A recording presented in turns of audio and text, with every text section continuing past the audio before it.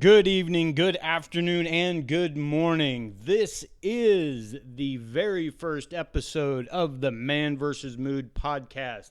I am your host, William J. Slater, and I am joined today by Mr. Mike Barnhart. How are we doing today, Mike? Great, how are you doing, buddy? Well, after a few technical difficulties in getting everything back up, the dust blown off the old Zoom Live Track L8 here, I'm ready to rock and roll. This is something that you and I have talked about for quite some time. We've had many hours of conversations, and so we've decided to move forward and put our discussions that I think are very productive for both of us out there for the world to listen to. What is Man vs. Mood? Man vs. Mood, not Van vs. Mood, which would be a completely different thing.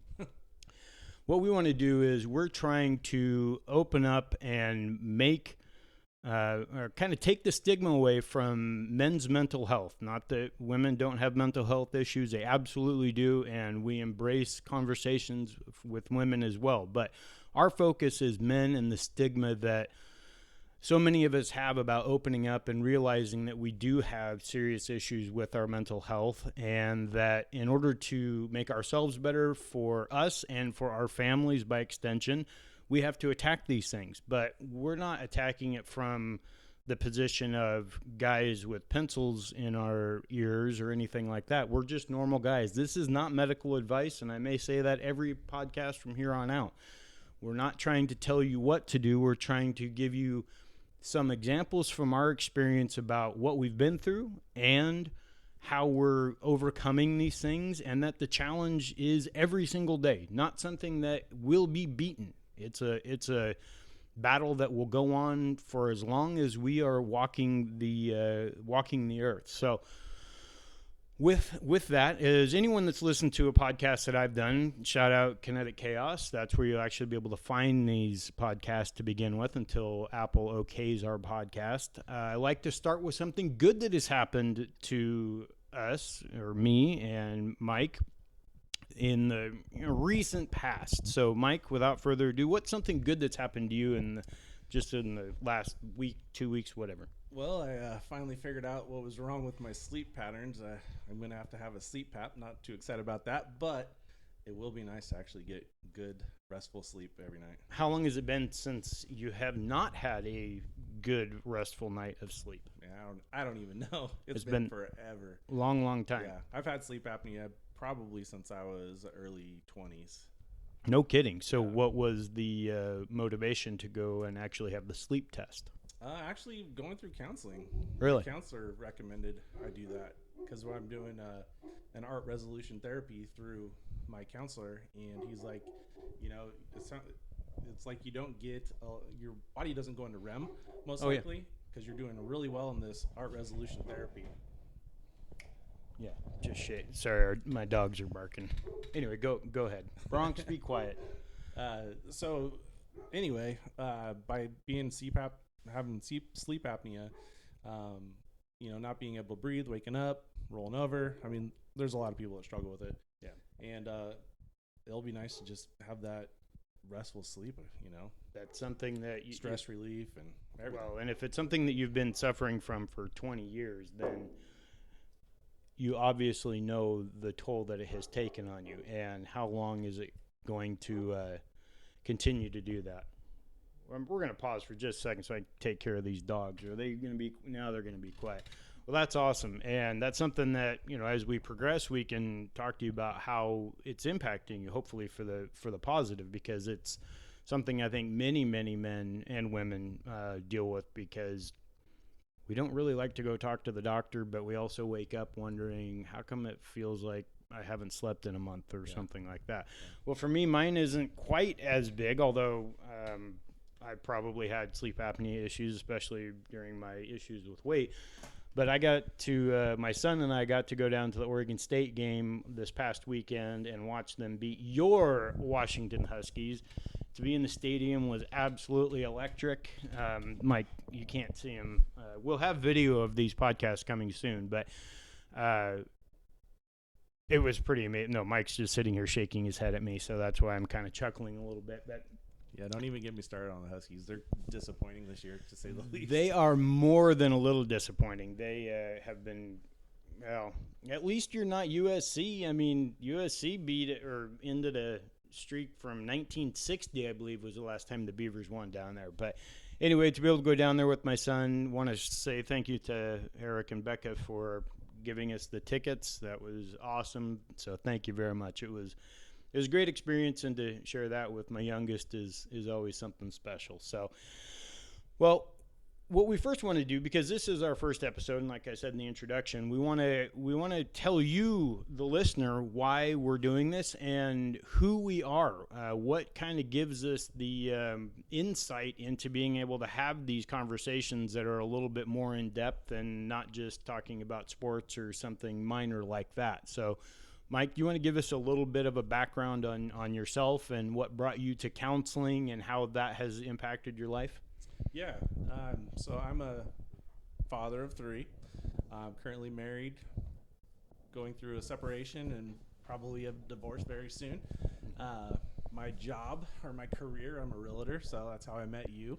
Yes, Working indeed. at a local real estate office that we won't mention, but We can mention it. I'm very active in my community. I've coached my son's baseball team. I'm gonna. So it looks like I'm gonna probably be coaching his football team Oh, really? as soon as he goes out for that next year.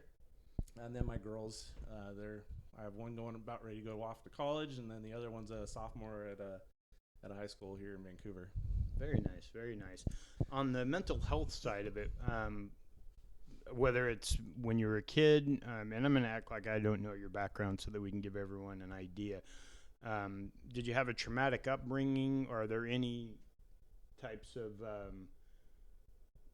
sorry, there's somebody walking up to my door. Looks like a pollster. Yeah, that's the life of podcasting, kids. There's no cutting here at ManVsMood. If you know me, I don't cut anything. So, but no, from childhood to adult, what are the kind of broad overview of what brought you to the counseling? Well, I'm a product of divorce. So my parents got divorced when I was a young kid, which led to depression and things like that, anxiety, and then going through my teenage years, it's just kind of led to where I am today in my relationships and just everything that's going on.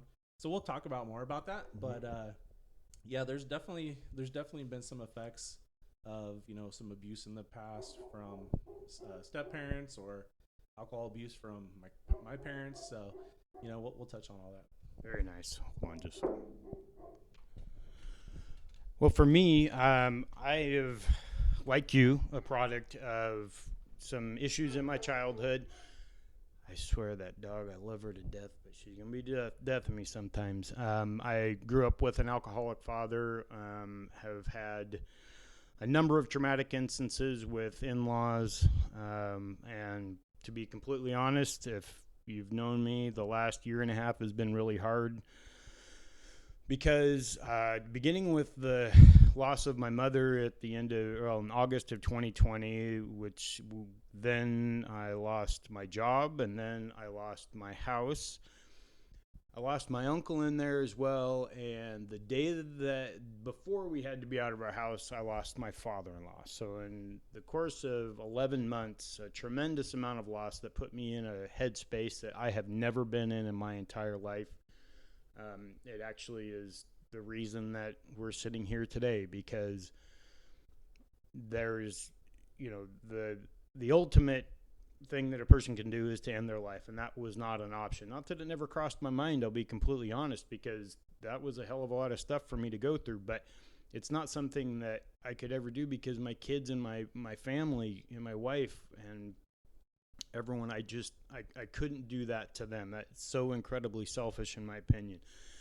So it led me down this path of kind of personal exploration and finding what it is that makes me tick, the things that I've dealt with that we'll cover down the road here in this episode, realizing that I'm an adult child of an alcoholic and the impact that had on my life. So that will be a big part of this podcast because alcohol has played such a tremendous role in both of our lives, for the negative. Not that there's many positives that come out of alcohol, but just the way that it kind of sculpted us as humans, and not realizing the level of kind of intensity that it played in my life. Especially, I was a product of a divorce as well, like you, at a young age at 6, and my dad lived in Alaska and I lived down in Oregon and then Washington. And so it's something that it was very stressful and very hard on me, and I didn't realize it until I was an adult. So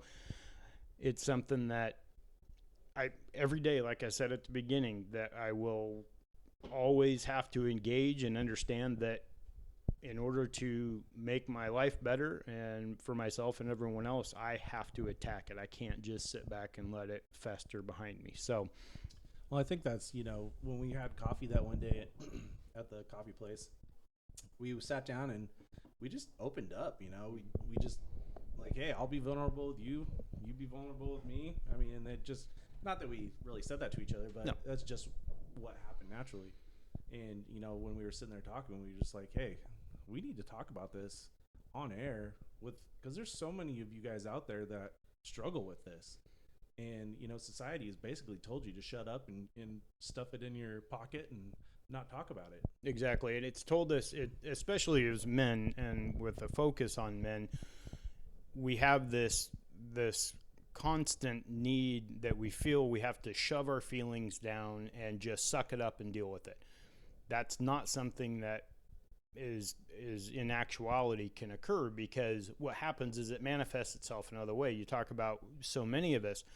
I pulled a few statistics, and according to the National Institute of Mental Health, over 20% of adults suffer from some type of mental health issue. So 1 in 5 of us, and I would say and this is as of 2019, so after coronavirus and the pandemic and being cooped up in our house, I would imagine those numbers have skyrocketed. And we're not going to even talk about the kids aspect to that, because that was a tremendous impact as well.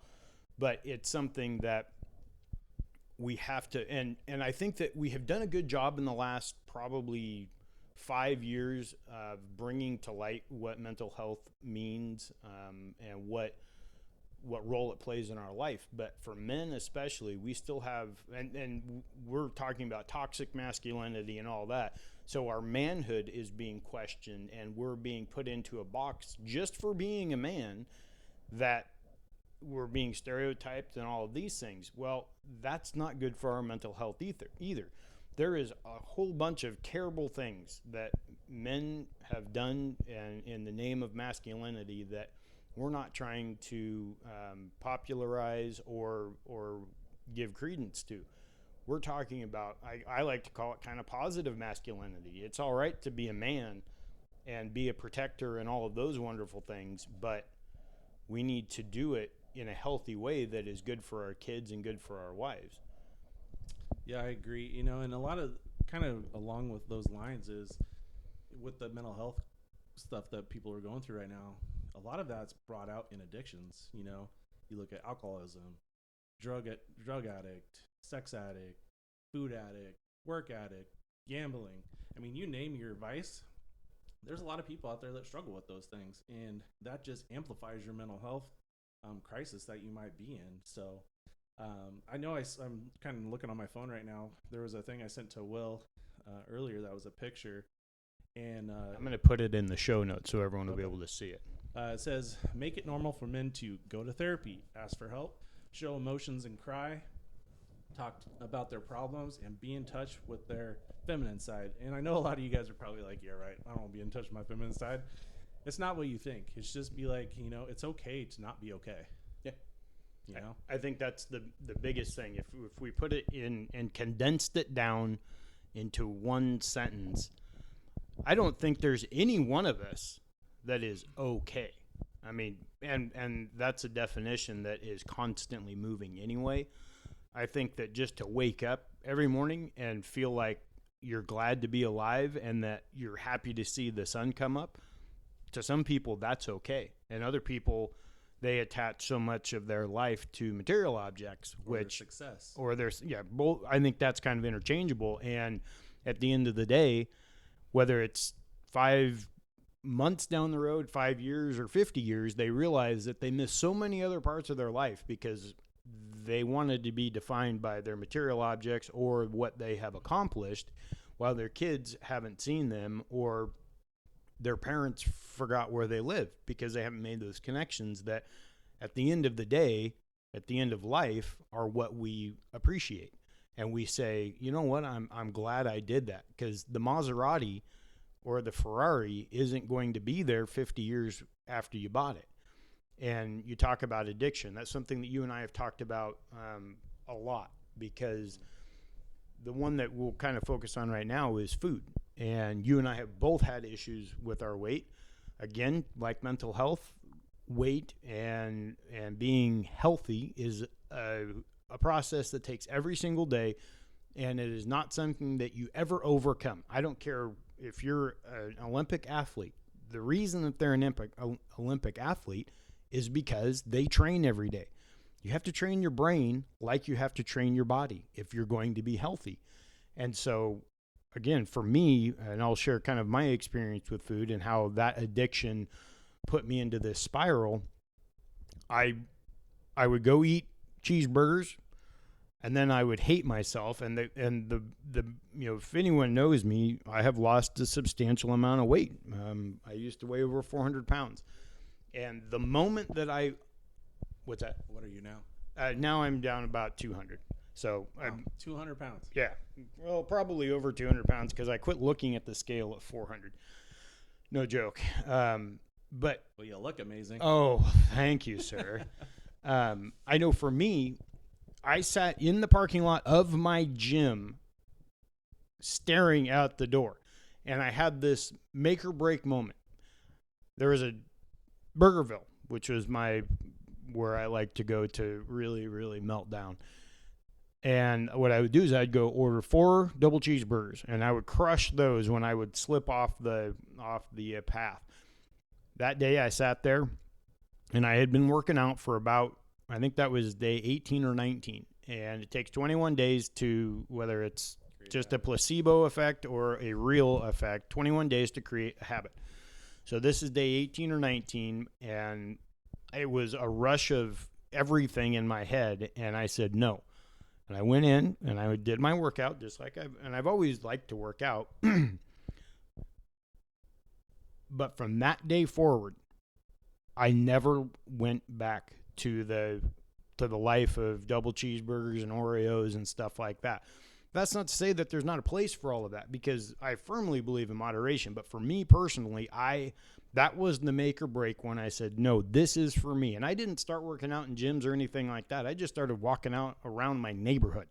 You don't need an expensive gym membership or anything like that to succeed with your health. But from that day forward, I made a commitment to myself, my family, and my life that I will not be run by food any longer. And if you follow me on Instagram or anywhere else, you know that food is still a huge part of my life, but it's a healthy part of my life. What's something that did you ever have kind of a make or break moment like that, or is it something that? Well, I'm still kind of struggling with mine, honestly. Well, I still struggle with it too. It's not that I have it whooped or anything. I just have better control over it than I did. Yeah, I wish I had better control. Mine is ice cream. I really like Dairy Queen. And I love ice cream too. Amazing blizzards, but that's a huge downfall of mine. And kind of going back to that product of divorce stuff, and a lot of that shapes who we are. It really does. And then if you have to raise yourself, yes, because your parents aren't present, or you're in an abusive relationship, or like abusive home, physically, verbally, mentally, whatever, you tend to find vices to help escape that. Yep. And coping mechanisms. Right. Yeah. And one of mine was food. And, I had a stepdad that was very controlling about, what you can and cannot have.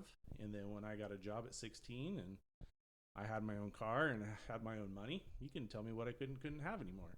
So all the stuff that he was restricting me from as a kid, I went and binged on. But when you're, 18, 19 years old and your metabolism's a lot faster, your body could handle it a lot better. But, then you throw in real life responsibility, you get older, your metabolism kind of comes down, all that plays into it. And then at my heaviest, I got up to, I think it was like 305. And, I did keto after that and came down some, but I do this yo-yo. Yep. I go up and down, up and down.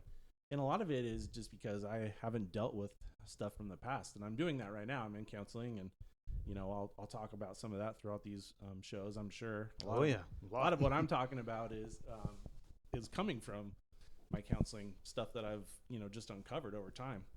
So, but yeah, food is a big one for me. Just trying to make the right choice every day. I mean, it's a battle. It's a battle that, like I said, I mean, it's not that I don't still struggle with things like that. The big thing for me, and we'll get into weight and all that, and we have a world to investigate, and so we don't want to try to cover it all in this one show, but we just want to kind of show you where we're coming from, and that we're not guys that have had, trust funds and drive around wondering each day, what model we're going to date or what Ferrari we're going to buy. I don't have no silver spoon, do you? No, never have, never will. And so our experience is what guides us to know that we need help.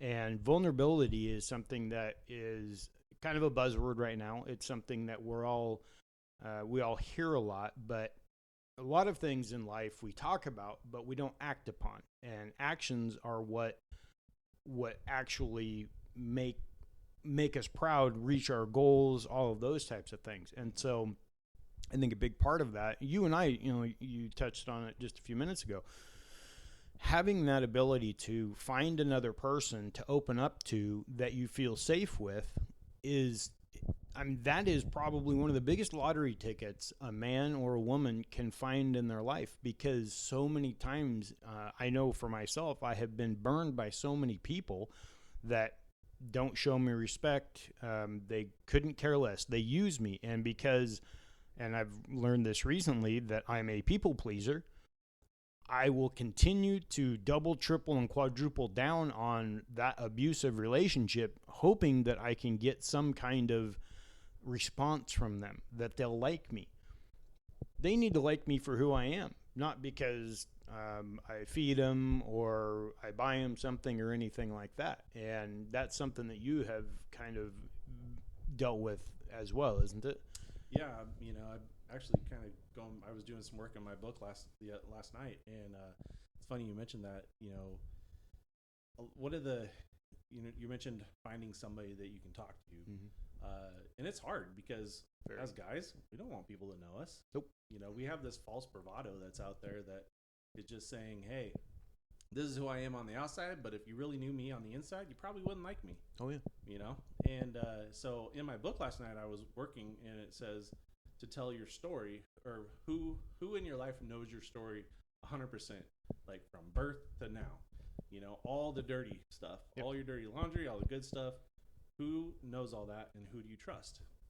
And I had, it was like 2 or 3 pages where you could write people's names down, scale them from 1 to 5. 2 or 3 pages? They thought multiple people had 2 or 3 pages worth of individuals that they could trust to that degree. That's great. And I came up with 3 names. That's it. 3. Yeah.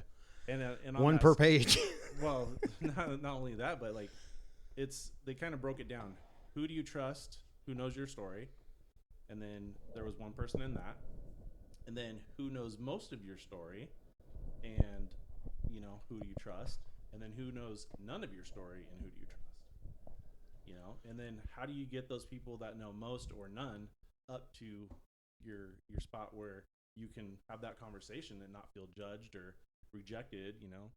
And I think that's over time. You just have to get to know that person, and you create a bond. Right. Like for you, for example, I mean, we were both realtors. You also got in the lending industry, but we just met for work stuff, and then it turned into life conversations. And through me being vulnerable to you, you opened up to me, and I'm like, you're on that list that I could tell you about anything.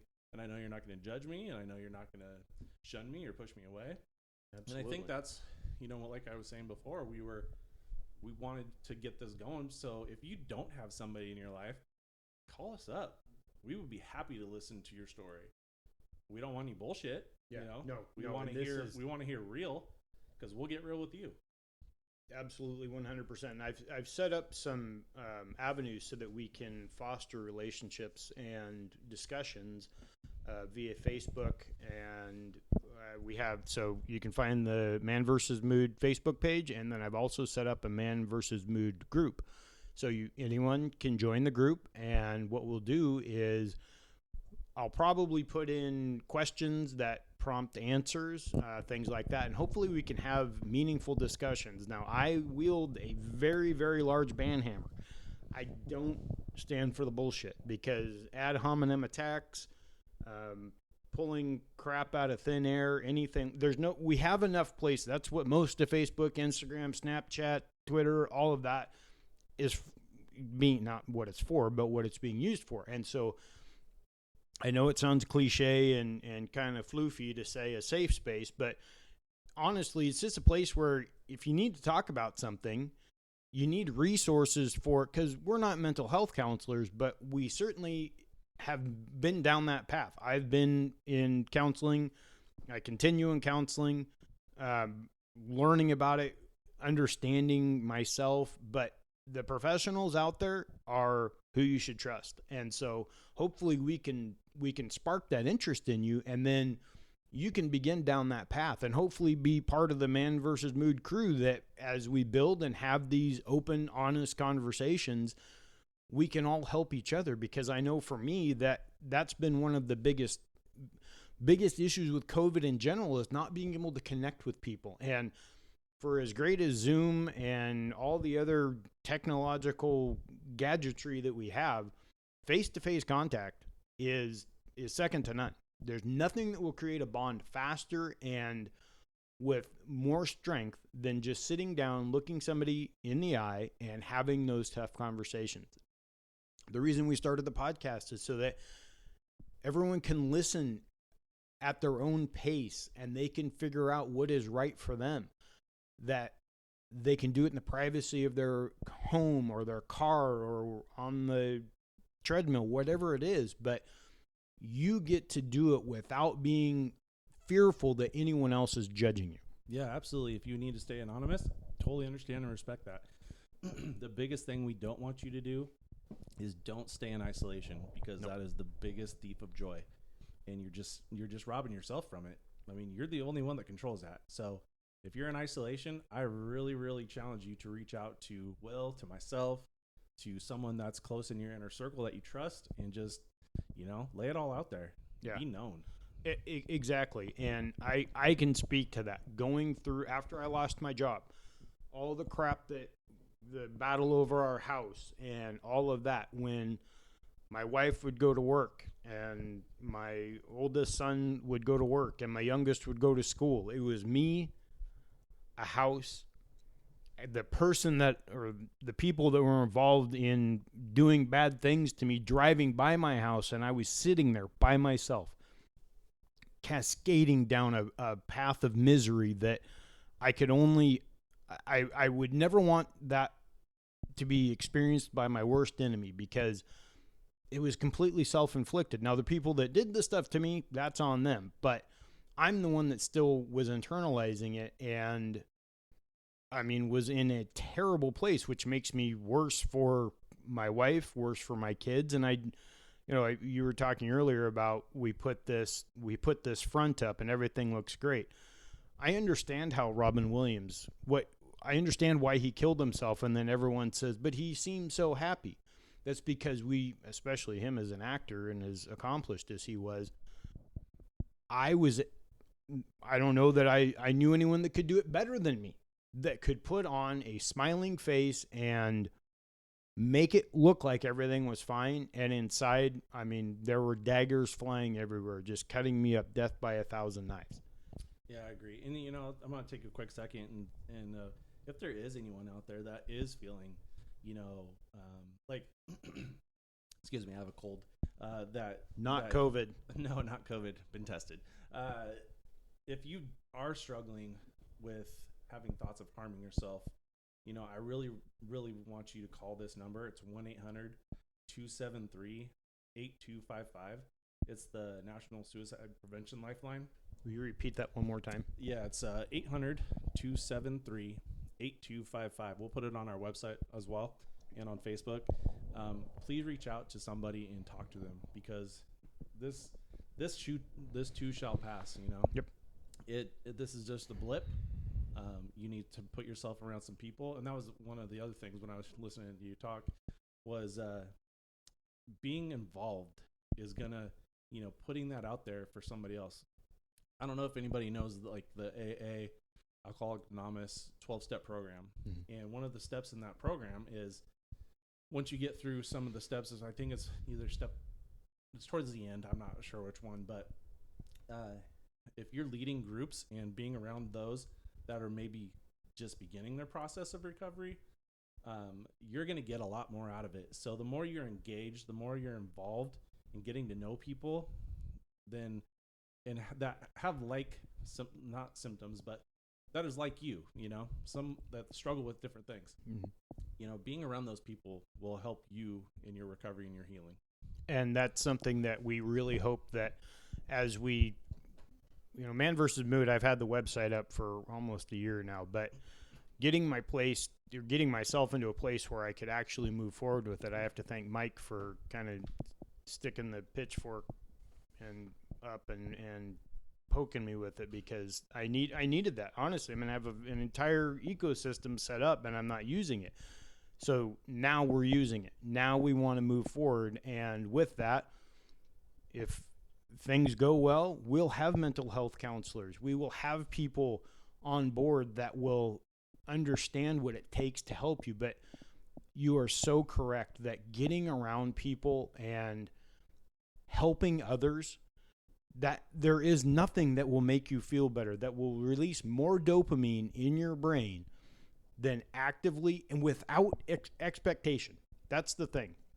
Helping somebody for the goodness of helping somebody, it will make you feel 110 times better than you currently are if you're in one of those funks. One quick thing I want to bring to light what it is to, or what it looks like to suffer from mental health issues. Is it something that, I feel like I have a cold or something like that? No, it's not. It can be as simple as, or if you're noticing it in yourself or your kids, is it a change of mood? And this is according to Healthline. Is there a difference in your work performance? Do you have weight changes, rapidly changing weight, going up or down? Either way. Do you feel sadness, hopelessness, isolation, a loss of pleasure, and pulling away from things that used to provide enjoyment? That's one of the biggest things that I felt, was that I couldn't have fun doing anything. Nothing brought me joy. And then there's some physical symptoms: headaches, stomach issues. Short fuse. Exactly. Short fuse is a tremendous one. But also know that each of us has a different reaction to it, because we've all had different experiences. What Mike is going to experience, it might be a little bit different than myself, but at least we're trying to move forward and understand what it means to have these issues. Mike might have I know I have had a tremendous amount of anger. And if you know me, I'm not an angry person. It doesn't mean that I'm yelling and screaming. That's not it at all. I'm just, I have been. I've felt like I've done a lot better, even in the last month. Moving forward and not having that anger well up, ready to just make me feel like shit. There's no other way to say it. Just feel like shit.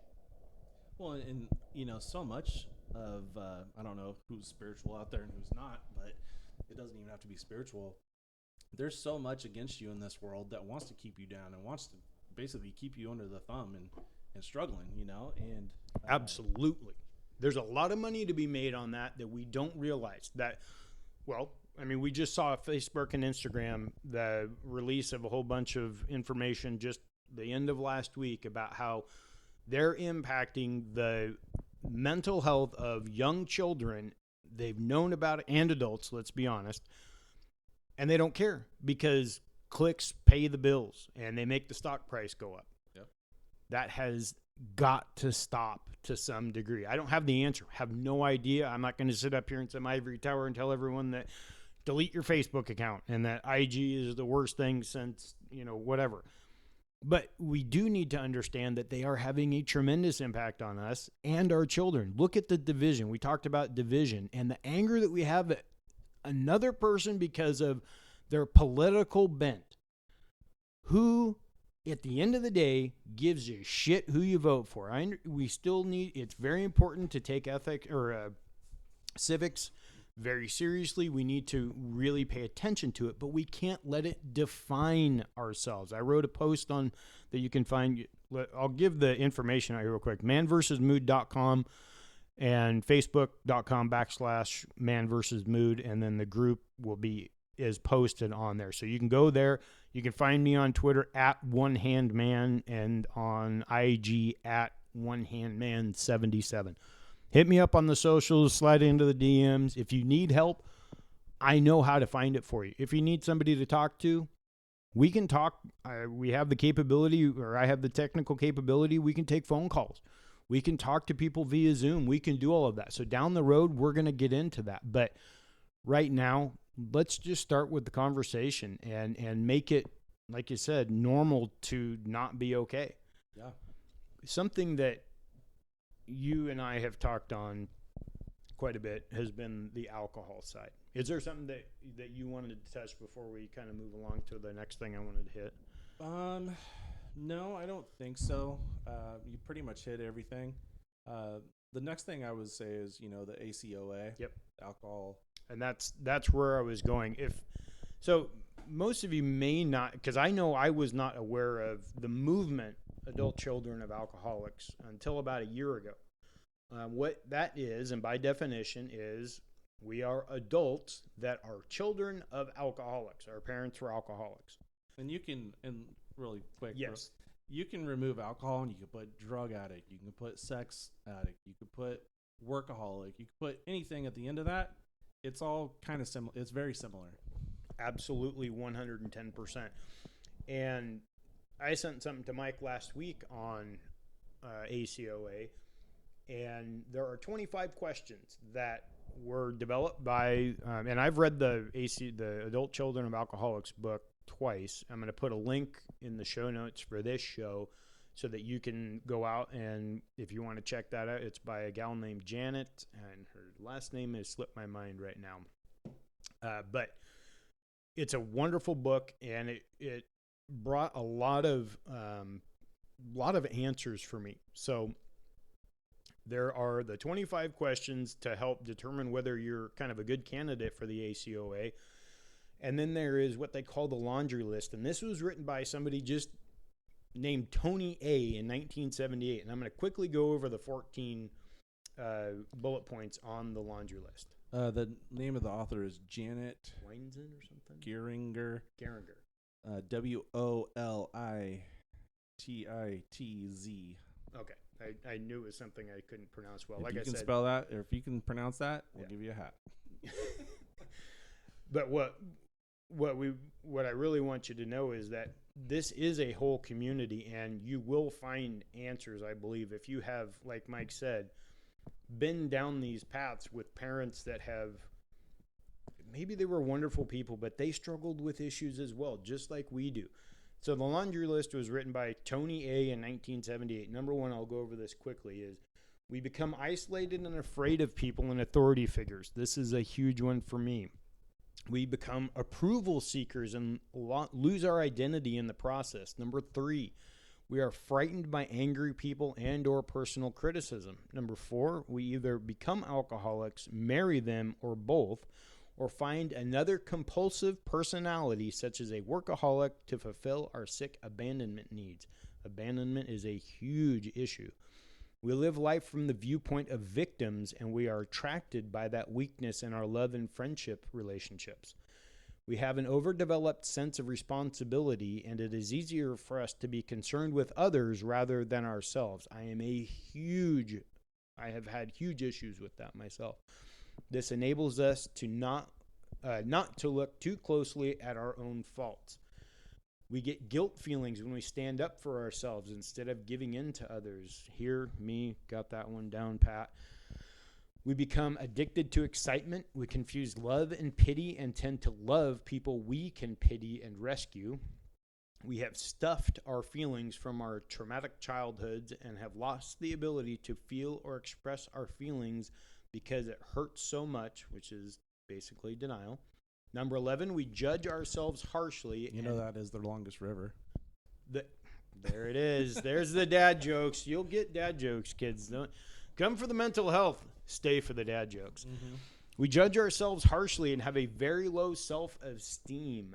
We are, number 12, we are dependent personalities who are terrified of abandonment and will do anything to hold on to a relationship in order not to experience painful abandonment feelings, which we received from living with sick people who are never there emotionally for us. Number 13, alcoholism and or drug abuse, whatever you want to put in there, is a family disease, and we become para-alcoholics and took on the characteristics of that disease even though we did not pick up the drink.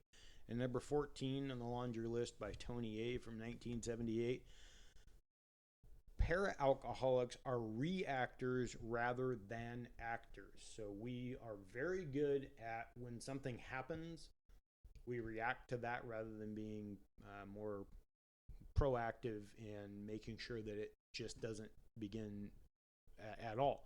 So for the sake of this show, I'd like to break down a few of these and just you and I talk about how we have experienced them. So let's start with number 1. We become isolated and afraid of people and authority figures. Is this something that you have dealt with in your life? I don't know if I would say I'm afraid of authority figures.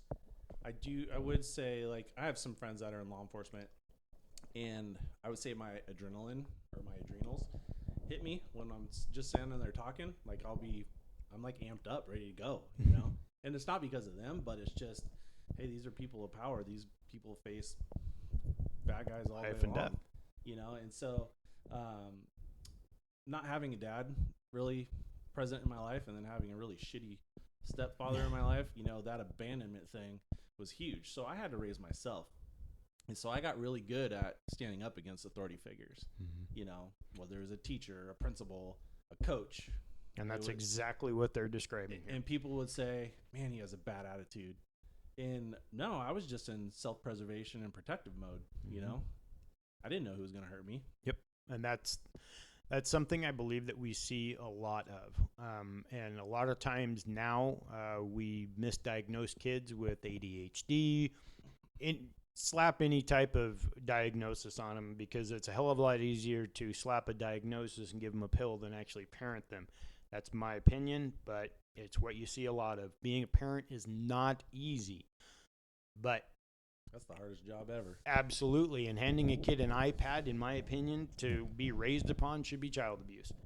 It plays a role in their life, but when I go... Don't turn me on then. No, that's not what I mean. But you see people who their whole family environment is dictated by the digital device rather than connections with their parents. You go walk through the mall or you walk anywhere, and almost everybody's nose is in their phone. Yep.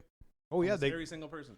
Absolutely, and hand up. I know that I have dealt with the exact same thing, but I'm cognizant of it. I understand that, and there's work things and whatnot. But here's a huge tip that will change your life and make it better. Turn your notifications off. Stop looking for that dopamine bump that you get by seeing the 1, 2, 5, whatever it might be on any of your social media apps. Just turn it off.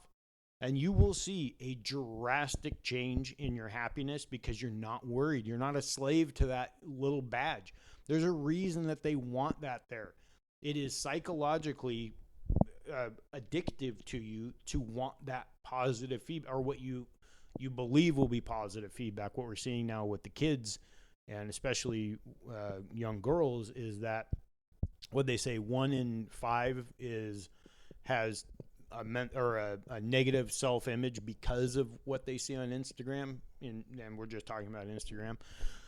For myself, I was not the kid that acted out with authority figures. I love my dad more than anything. He walked on water as far as I was concerned. And that bottle that he was in love with, unfortunately, he passed away a long time ago. But the problem that I had was I asked myself constantly, why does he choose that instead of me?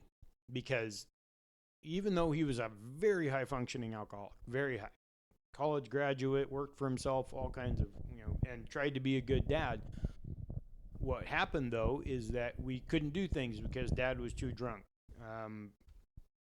Just all kinds of, I'm not going to get into the minutia of having an alcoholic parent, but it wasn't great all the time. So what happened for me is that I became afraid to question him or adults because I was kind of told that, you're, as a kid, you're seen and not heard. And so I had this overwhelming sense that when somebody had power over me, I was not to question them. Well, unfortunately, that followed me into adulthood. So I would not stand up for myself. For those of you that don't know, I also don't have a left hand. I was born that way. I had five. Oh, Mike just figured this out. He just figured out I don't have a left hand. I was wondering why you were the one-handed. Exactly. Whatever. One hand man.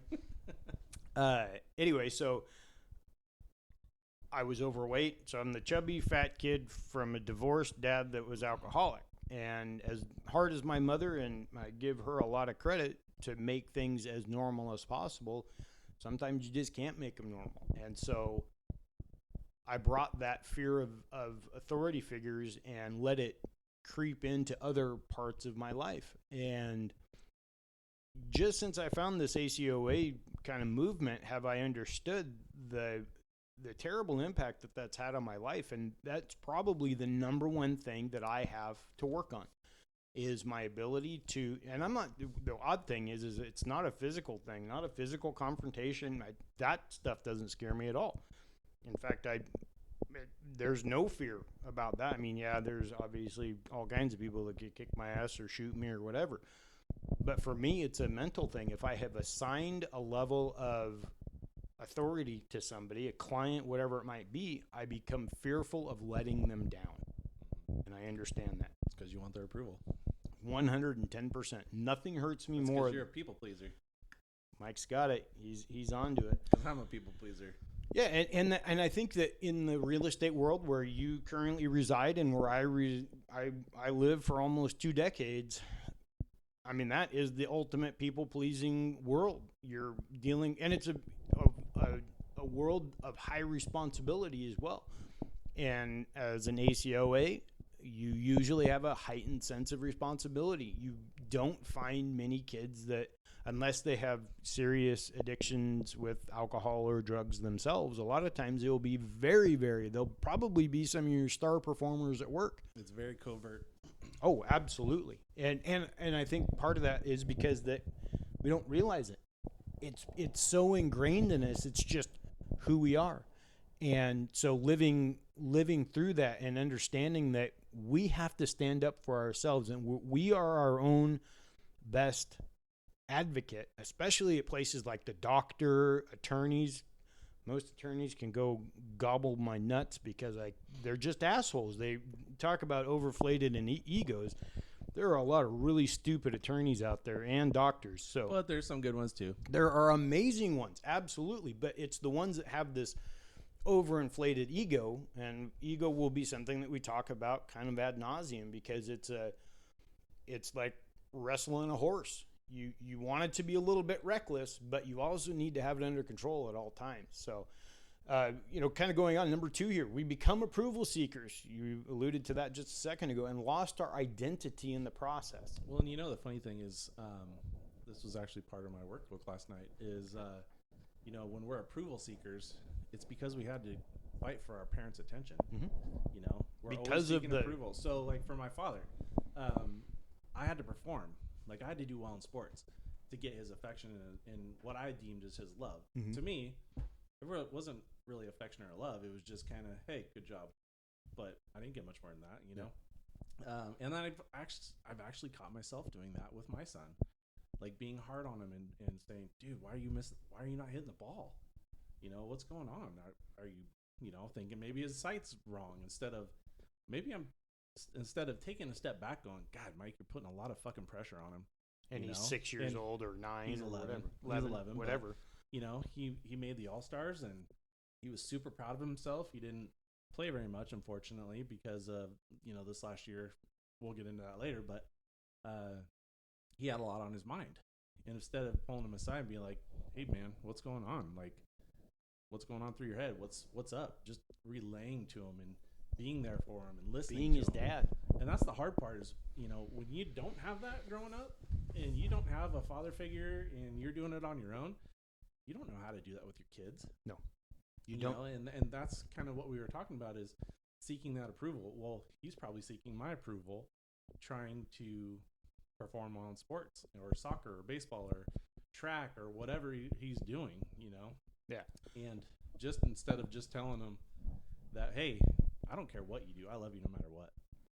And it's this.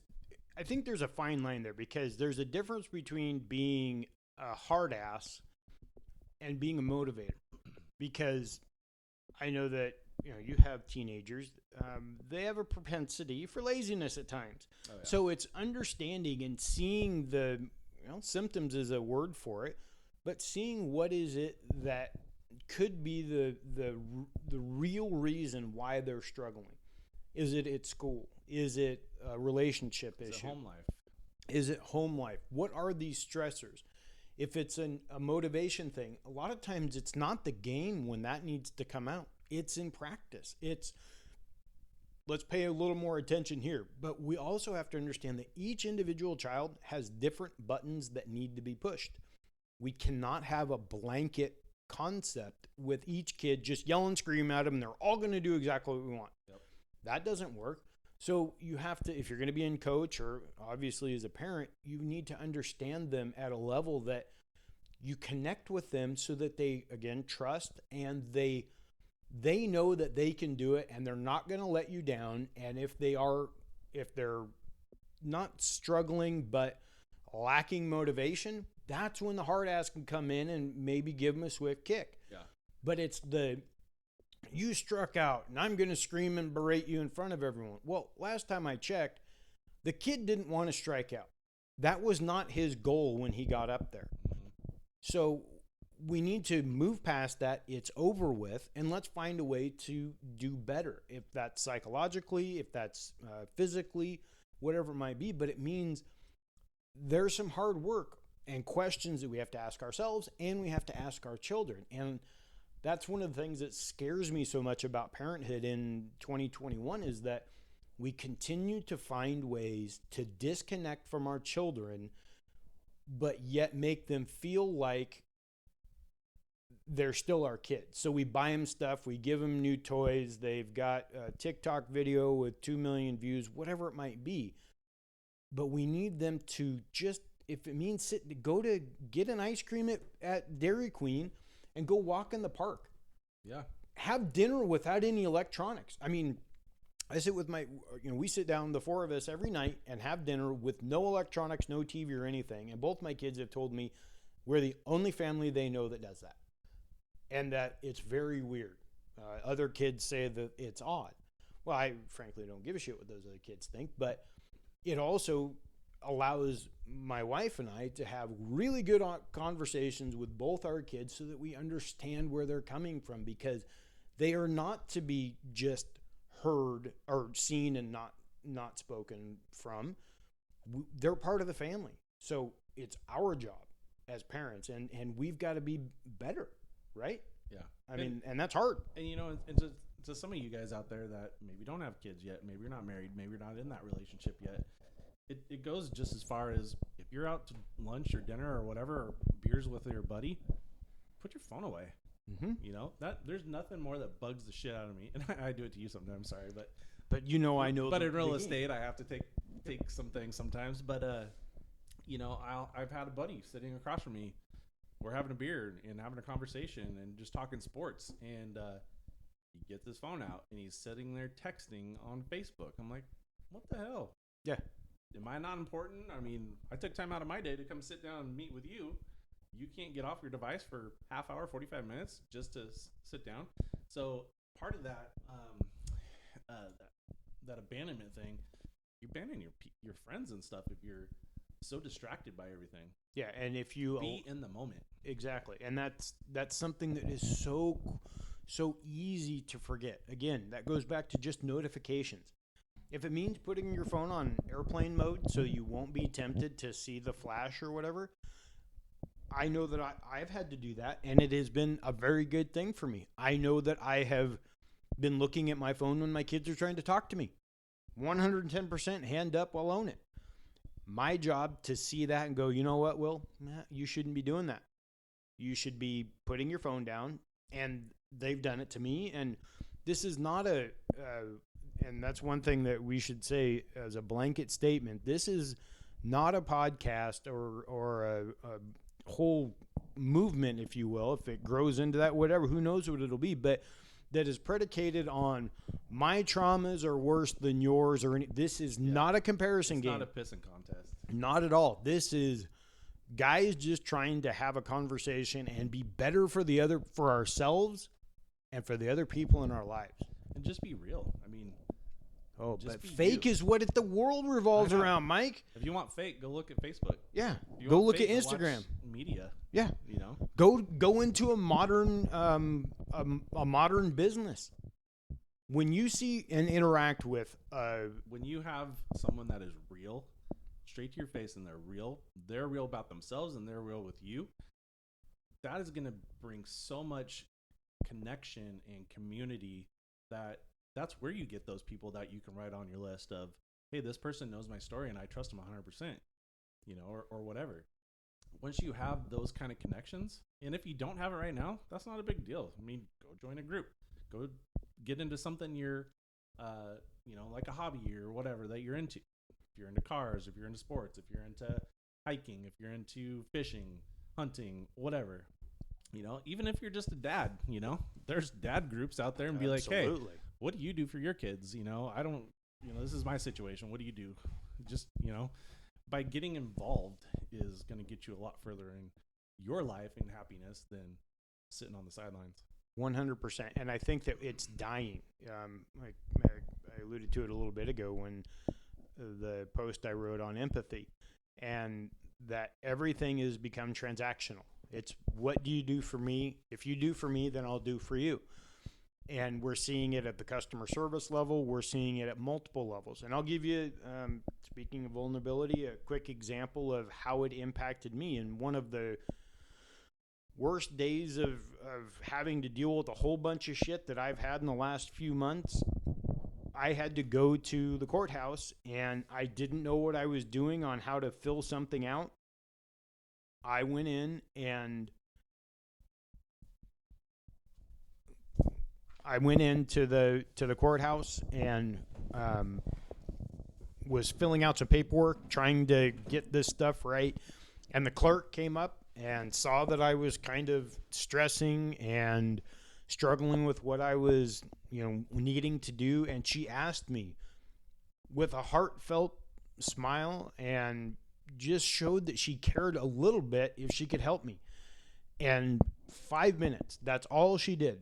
She spent 5 minutes with me, assisting me on some relatively simple paperwork, and that dang near broke me down. I had to turn away because it brought tears to my eyes. Now, I was like I said, that was a really bad day, and I was under a tremendous amount of stress, but I was so overwhelmed that somebody was just nice to me, because it has been a while since people were just nice to me when they didn't have to be, when they didn't have a reason or anything like that they weren't going to get something from me. She was just nice to me, that it kind of overwhelmed my heart a little bit. And so it's important that if you see, and that's why I'm not going to get I'm not even talk about it, but smile at somebody, open the door for them, show them that you have humanity and that you care, just that they're another human, because we're losing that connection. The more connected we are online, the less connected. I mean, one example I have is kids don't go spend the night at their buddies anymore, because they all have connected devices and they would rather sit behind their console or their computer and play a game. Is that something that you've dealt with your kids? Is that they don't go and hang out with kids anymore? Yeah. Well, I would say yes to an extent. Until I'm like, dude, call up your friend, go over and play. Yep. You know, ride your bike over to here to go play instead of staying inside, and it's a beautiful day outside and you're watching TV or you're playing video games. It's like, dude, go enjoy the day. And I have to, lead by example. Yep. Get off my phone, get off my laptop, get off TV, and get outside and be like, hey, let's go throw the ball. Just something. Those little connections mean the world to kids. You and I might go, oh, that's just another, 30 minutes a part of the day. That will leave a memory with your child for possibly years to come. I know that, we lost our dream house, all kinds of bad stuff. But one of the bright spots to come out of that entire situation is that we got to move to a house that is within damn near a stone's throw of the Washougal River. So now every day we are down on the river, walking the dogs, going fishing, enjoying the trail, looking at birds, whatever it might be, seeing other people on the path. In fact, I have a little bit of a sociology test I'm going to put up on the ManVsMood on how many, because I say hello to every single person that I interact with, and I only get about half that actually respond to me.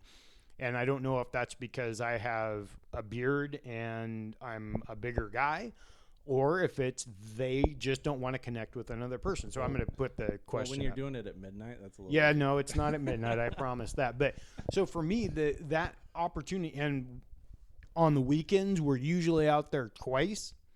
But every night we go down there after dinner, we clean up after dinner together, we cook together, we clean up together, and then we go down there and we try to get the dogs at least 30 minutes outside. But for us, there's no devices. It's just my wife, my kids, and I. Brandon doesn't go that often, but he's 22 and he's got all kinds of stuff going on in life, and totally understandable. But we get to go and have competitions with each other and see how fast we can ride our bikes and the stuff that they did back in the 50s or whatever, and that is something that, even though all the bad stuff and the the horribleness that all of our issues were, this is, I'm not kidding you, the impact that it has had on us as a family has been absolutely tremendous, and it's free. Yeah. That's the thing. You got to understand is so many times people, we hear about how expensive it is to live and do this. You don't have to go spend money. We bought some kayaks. I got one, a couple $100 for one. So, save up if you have to. But we go out on the river and kayak and see tremendously cool things. No phones. Yeah, I'll take a photo or whatever just to kind of memorialize the moment. But it's just fun to be out in nature, and the power of vitamin D. I just cannot reiterate the power that vitamin D can have in your life and you'll start feeling it in February. I don't know about you, but I really start to feel it come January. Just to clarify, February. you're talking about, the sun. Yes, vitamin D, the sun. Yes, that vitamin D. But it's absolutely important. So we're going to do one more one of our goals here of the show is we're going to go through all 14 of the bullet points on the laundry list, and then the 25 questions of am I an ACOA, adult children of an alcoholic / drug abuser in general. We'll get to those as well. They're pretty interchangeable, but for this show, I am going to put links up to the ACOA movement. Again, if you have questions about it, please go to the Facebook group, post in there, join it, the whole works, because this is something that we're going to do at least once a week. I would like to do it more than that. Who knows? Like I said, this is new, and you'll see that we're kind of figuring stuff out as well. We can do it when the Beavers play, because I would rather not watch them play. That's the problem, Mike, is that the Beavers are a big part of my life. And no, I'm not a crazy football fan, but I do enjoy watching my Oregon State Beavers. So Totally kidding. I know.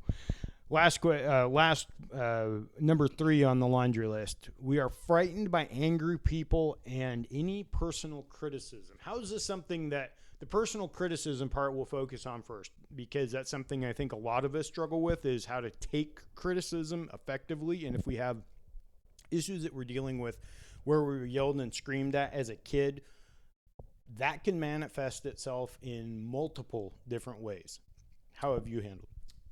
For personal criticism, I don't really get a ton of criticism from people. Because you're perfect. No, I would say that. I would say most of the criticism is I give myself. Yep. You know, We'll get to that. I'm my worst critic. Yep. But for other people, I'm trying to think back, maybe from my parents, or my spouse were they pretty critical about some things.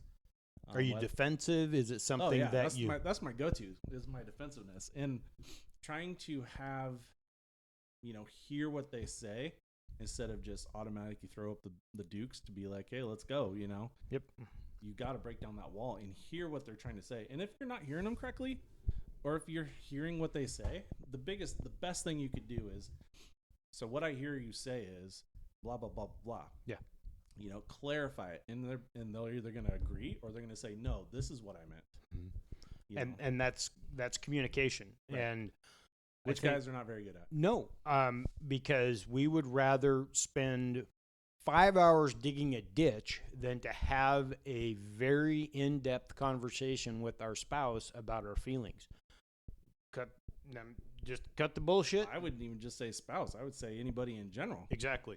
And that's why when you and I have sat at the coffee shop for 3 hours and we've kind of dumped a portion of our life, because there's no way we can cover it all, but we see that there is so much that has happened, and you and I have so many things in common that we know that there has to be a lot of other people that are entertaining these thoughts, and maybe in worse places, maybe don't have this strong support system around them that can make sure that they're not going to hurt themselves. Because I'm not kidding, everyone. It's a very, very real and very, very easy way to solve problems that most of the time are our own making. And that's one of the biggest issues that we struggle with. Is it because then we have to because holding ourselves accountable and being our own worst critic, I think they're different. I think that saying, you know what, I screwed up, or I need to take ownership of this, is a lot harder than saying, dang it, I could have made a better omelet. That kind of thing. They're on two different planes, if you will. I know for me, being frightened of angry people, I don't like fighting, but I avoid it. I do to a degree, but because I find it to be now, I find it to be pretty just not necessary. There's a way that we can communicate out of anything. I don't care what it is, other than if there is a personal threat, that's a completely different thing. If we're talking about an argument where people are yelling and screaming at things, a lot of times people yell and scream because they don't have an argument, or they're in the wrong, and that defensiveness comes up. Right. And so for me, the personal criticism is back to the people pleaser and things like that. When people criticize me, I go, sometimes it can be a motivator, but I go, well, they must not like me. Or does it trigger you to, in the past, would it trigger you to go eat a bunch of burgers? No, that was not something that I didn't have that kind of connection because I don't have a lot of criticism, because I am pretty open with people. They can talk to me. I mean, if you and I are sitting here, this isn't some new me that I'm willing to talk to people. It's that I'm paying attention to myself. I've always been willing to help other people, overhelp, to the point where, and this is, if you're a people pleaser, you know exactly what I'm talking about. It creates resentment because you expect things to be reciprocated. And if there's one thing I can teach you, is if you give, do not expect to receive, and your life will be so much happier because you don't get let down that way. Yeah. And it's something that if you don't stop it at a young age to make sure that, kids will say, okay, well, can you go do that for me? How much are you going to pay me? No. We need to have a talk, and we need to set up realistic boundaries. That's what my son does. He goes, I go, dude, take out the trash. He's like, I'll be $5. I'm like, are you kidding me? $5? I was lucky to get 50 cents for something like that. Well, that's when you charge him $10 to go to bed. Yeah. So Hey, that food's now going to cost you $30.50 for dinner. Exactly. If you want to get on that scale. And you're gonna have to rent the chair that you're sitting in, and the lights are $3 a minute. I've got all kinds of stuff for that. No, that should be another topic. Is all the funny things our kids want to set or do, you know. And then also, even though this is Man vs. Mood and we're talking about mental health right now, we're gonna have a lot of other topics that we'll bring up. Oh, absolutely. Kids, spouses, significant others, jobs, you know, all kinds of different things. So, because our mental health goes into it. I'm super excited for this. I'm excited to reach out to other people, to hear their stories, to let them hear my story. And not because I like to talk about myself. I'm probably one of the least people that does not like to talk about themselves. It sucks because I've always, being a people pleaser, you always want to know about everybody else, but you rarely want to tell somebody about you. And that's part of the whole process and why we are the way we are. And Mike hits the nail on the head. We want this to be interactive. If you have questions, if you have ideas or things that you want us to discuss on the show, post it on the Facebook page, on the Facebook group. That's where we're going to get, and we'll have emails and things like that. And as we progress, I'll actually probably, I don't know if I'm going to run things through Zoom or because I can get actually a phone number that people can call, but I like the idea of video, and I have the technology that we can do that because YouTube is going to be a big part of this as well. But the main thing is that we want people to know that if they have a question, you can be anonymous. Go create a fake account, or I'll set up on the server. I'll set up an email address that you don't have to have your name or anything like that.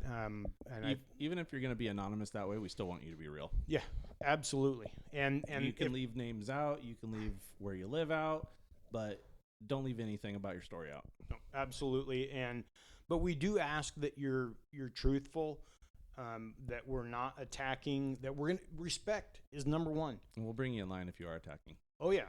And if we're not into bullshit. Nope. And if we got to put you on blast but we're going to do it lovingly. Exactly. Put it out there. We're going to do that lovingly. But we will do it as a man would. So it probably won't be, well, we're going to need you. No, get your shit straight. Okay. Yep. Because I think that both you and I, and as we wrap things up here, that's one of the things that you and I kind of rally around is we do appreciate when people are honest with us. And that is something for me that maybe 10 years ago, especially when I battled my weight so much, that I didn't want them to be as honest with me about my appearance. And I still struggle with my appearance. I mean, it is something that because when you're over 400 pounds, it essentially wrecks your body. I could diet and be fucking 10%, 8% body fat, and I will never be ripped unless I have surgery. I think I'm 50% body fat right now. I don't think you're that much. You'd be way bigger. But when I was 425 pounds or whatever, roly-poly in my ass around a casino with sweatpants on, that happened, kids. I was sweatpant man. Then that doesn't do wonderful things for your mental health. But I didn't even win the poker tournament I played it. Anyway. All of that being said, I'm going to give everyone the where you can reach us on socials. You can find me at One Hand Man on Twitter. I am very active on Twitter. I'm more active on Twitter than any other social media platform. So you can find at ManVsMood on Twitter, at ManVsMood on Instagram and Facebook, and then at One Hand Man 77 on Instagram. What about you, Mike? Where can we find you? You can find me on Instagram. It's my business page. I don't have a personal, but we're going to change that because we don't want all this stuff to go in your business page. Right. We'll get you one. But you can still DM me on there. Mike_Barnhart_ real estate. Okay. And I'll have all of that information on the that's on Instagram. Yep. On the post for this show. We will be on Apple Podcasts. Probably usually takes them 2 to 3 weeks to approve a new podcast. Sometimes they're faster, sometimes they're slower. So for the time being, I'm going to release this on the Kinetic Chaos podcast channel, which has a fairly decent reach. So you'll be able to find us on the KCP channels, and then once everything goes live with Apple, Spotify, all your other normal podcast hosts, I'll let everyone know. But for right now, find us at Kinetic Chaos, but it'll be on the socials and whatnot. So don't worry about that. Final thoughts? Final thoughts. Go ahead, Mike. I'm just glad we're doing this. You know, Me too. I think a lot of people need it, and I know I need it. And I know from what our conversation, you definitely need it. I need it more than ever, more than I could ever imagine. I'm excited to meet you guys. I'm excited to hear from you, and yeah, let's do life together. Let's do it, and we will have some down the road. You know, the world is our oyster. We've got to start. I know that for me, one thing I tend to do is I will overdo things. So it's been a matter of planning has to be done very deliberately so that we don't overextend ourselves, all of those types of things. So get involved, get engaged with us. We're on there. We will absolutely, if we can help you, find the people that can help you. If we can, however it might be, we want to be a welcoming community. So we thank you very much for listening to the very first episode of the ManVsMood podcast. I am Will. And I am Mike. He is Mike, and we will talk to you next time. We go.